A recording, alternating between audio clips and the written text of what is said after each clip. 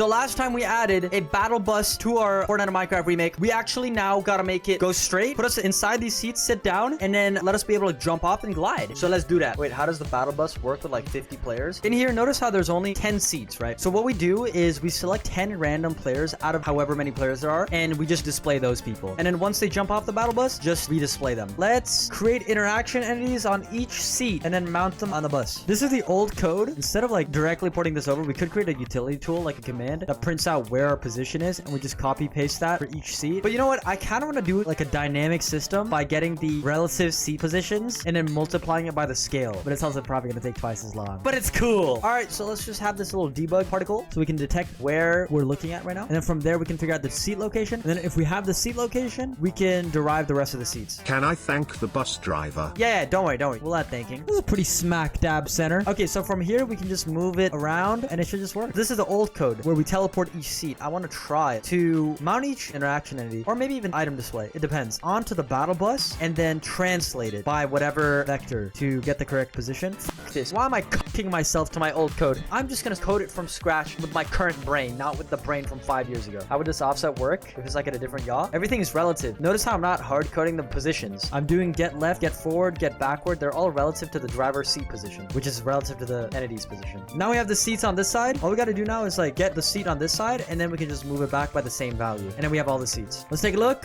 We have the rest. Very cool. Now we have officially stored all the relative positions of the seats. Now what we got to do is spawn the entities in so we can mount them on the bus. And let's replace these two with seat entity and replace this with seat entity as well. Now we can do seat entity. Seat is equal to new seat entity. Let's see if it correctly spawns the entities. What the... Wait, Gold Nugget City. We can't even do the passenger method because the translation doesn't actually move the entity itself. So we can't like mount ourselves on the seat. I'm gonna figure out a different solution real quick. And then we gotta actually put them on the seats, jump off and glide. So we'll have to save for part 3. I'm not gonna lie. Ah!